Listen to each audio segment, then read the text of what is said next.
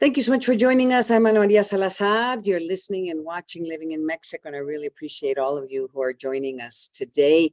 We've been doing this show since 2005 for radio, and it's just, it's fun now to do some podcasting and live streaming of these interviews. Now, one of the issues that we've been addressing, it seems like forever, but it's only been 2.5 years, is the COVID-19 crisis. And I can hear Dr. Mauricio Rodriguez Alvarez, who is a spokesperson for the Special COVID-19 Commission at UNAM and also teaches at UNAM University's medical school. I can hear him laughing and giggling in the back because he knows that every time I try to reach out to him since 2020, it's because I'm concerned about something, and that's why I really appreciate you joining us today, Dr. Mauricio Rodriguez. Hello, Ana Maria.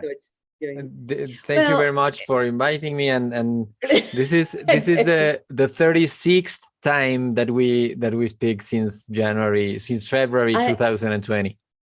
Oh my God, you've been like a frequent speaker. Yeah, I think you have a record on my show. I do.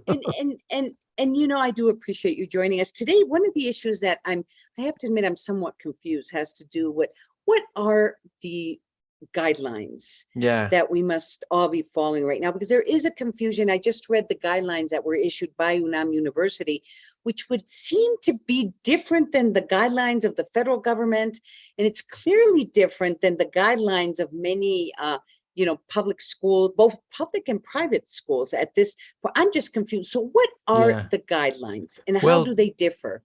Well, again, thank you for inviting us and open always a discussion, and we always try to help.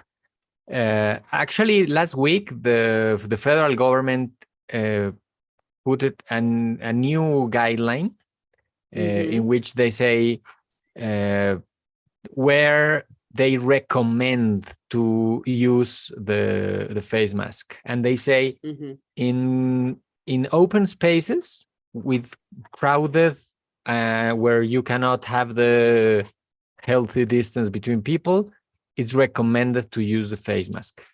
And in closed spaces, when there is no good ventilation and there is no good no healthy distance between people, they also said, we recommend to use the face mask. And that applies, you can imagine, a school, public transport, a concert hall, a movie theater. I mean, a lot of places where we should be keeping the use of the face mask. But it is very confusing. Because even during the press conference, I think last week, when it was announced that that we no longer needed to use face masks to fly, that created a lot of confusion. And I think people are a lot of confusion. So I saw the guidelines of UNAM, and it basically says exactly what you said, right?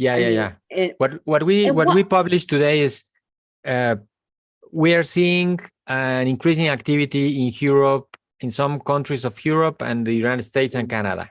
We are waiting a couple of weeks to start seeing cases in Mexico, because that's the dynamics of the epidemic. I mean, when they have cases, 3-4 weeks after that, we start having cases.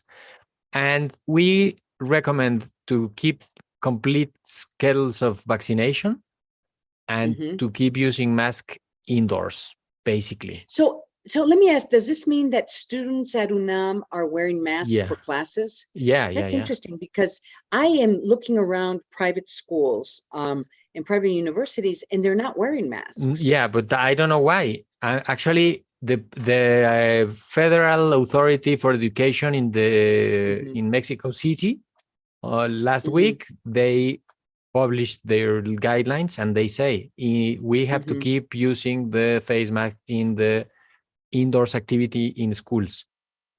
Outdoors activities, you can, it's optional, but indoors activities, you have to use. You have to wear. Yeah, and in UNAM, we also have museums, concert halls, all the cultural activities, auditoriums, libraries, everything. And we are saying we have to keep using, because it's the season. We are start seeing the some cases. Well, I mean, yeah. Well, I mean, how with the time we have left for this interview, what are you foreseeing? Because is this going to be the winter where the influenza, we're going to have an influenza, important cases of influenza and COVID together? Well, we can see a higher influenza season than last 2 years, because we already see an interseasonal activity of influenza, and we already saw the influenza season in the southern hemisphere of the world. So we are expecting a higher activity of influenza and the winter wave of COVID.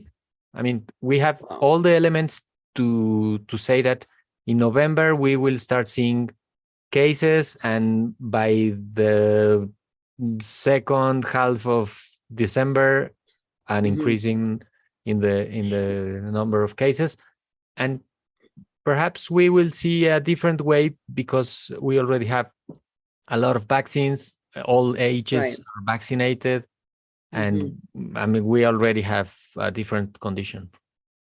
God, you're always so but full for of sure we will talk again. We will talk again before it starts. I am sure. I really appreciate you joining us, Dr. Mauricio Rodriguez Alvarez. He is one of the spokesperson for the Special Commission for COVID-19 for UNAM University. We're going to go to commercial break. I'm Ana Maria Salazar, and you're listening and watching Living in Mexico. Don't go away. I'll be right back.